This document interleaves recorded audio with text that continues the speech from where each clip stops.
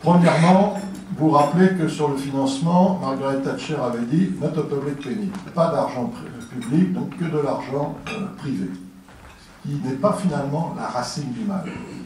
La racine du mal étant que les États n'ayant pas d'implication financière n'ont cessé, avec des comités d'experts à tout va, de modifier les conditions d'exploitation, les conditions de sécurité, etc., qui ont nécessité, pour les constructeurs, y compris du matériel ferroviaire, des adaptations permanentes, voire des retours en arrière, qui sont, on le sait, évidemment très coûteux.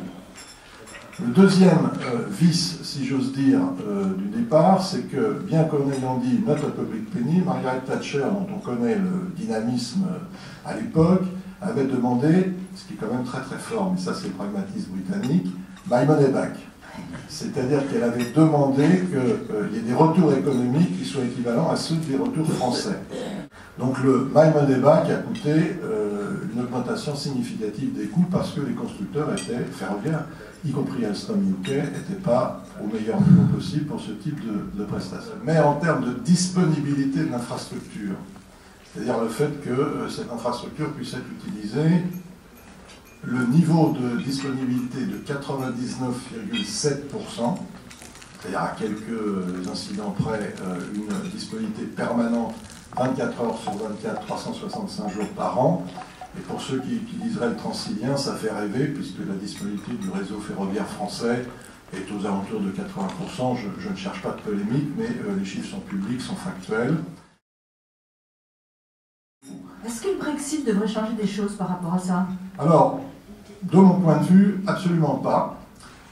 Même si tous les articles, effectivement, évoquent le fait que le Brexit pourrait être un drame. Pour mon business, je le dis depuis longtemps que je considère que ça n'a strictement aucun impact vraisemblable, pour une raison essentielle, deux raisons essentielles.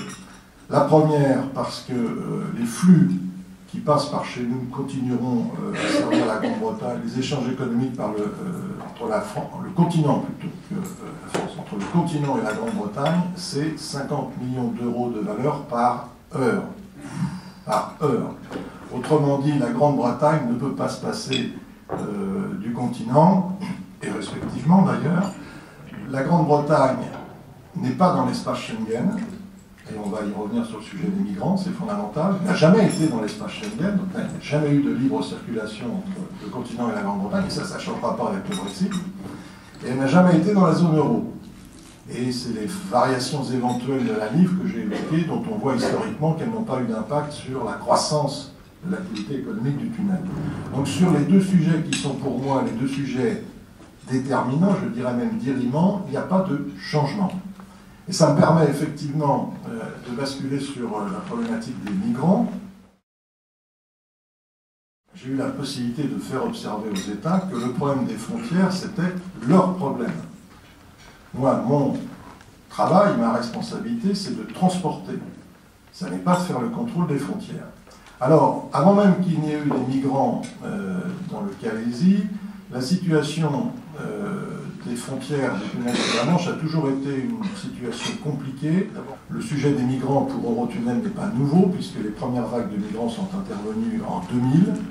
Mais c'est vrai qu'aujourd'hui, tant en volume qu'en intensité, qu'en nature de migrants, c'est complètement différent. Bien évidemment, les contrôleurs britanniques et français ne se parlent pas. L'un considère que l'autre est nullissime respectivement. Mais ce qu'il faut avoir présent à l'esprit, c'est qu'un transporteur, ce que nous sommes, et c'est surtout pour nos clients, lorsqu'il arrive en Grande-Bretagne avec un migrant à bord, et qu'il est intercepté, quelle que soit la défaillance des contrôles douaniers, il paye une pénalité de 2000 livres par migrant. 2000 livres entre le 1er janvier 2015 et le 27 juillet, date à laquelle je me suis exprimé. Nous avions intercepté, nous, Eurotunnel, par nos propres vigiles, et remis aux forces de l'ordre 32 000 migrants. Je pronostique, parce que l'ouverture à la concurrence que vous évoquez sera retardée par tout moyen, la SNCF va être le prochain dossier de type Areva pour le prochain quinquennat, parce que la situation n'est pas tenable, n'est pas sustainable, comme diraient les Britanniques. Ça va, enfin, c'est déjà dans le mur, mais ça le perfore à une vitesse impressionnante. Je suis arrivé, l'action valait 13 centimes, elle en valait hier un peu moins de 11 € à cause du Brexit, mais elle est montée jusqu'à 14 €. Voilà, c'est une très belle entreprise et conclusion de la conclusion, nous exerçons un service public, puisqu'on transporte, depuis l'ouverture du tunnel, on a transporté plus de 350 millions de personnes. Donc nous faisons un service public 24 heures sur 24, 365 jours par an. Je rappelle que le métro est fermé la nuit, je rappelle que les lignes à grande vitesse sont fermées la nuit, soi-disant pour faciliter les travaux de maintenance, mais on est ouvert de façon permanente. Donc on est un service public performant. Je vous ai donné la disponibilité quasiment totale du tunnel, et nous sommes une entreprise privée qui gagne de l'argent, et nous n'avons pas peur de le dire, donc on peut faire des services publics en gagnant de l'argent.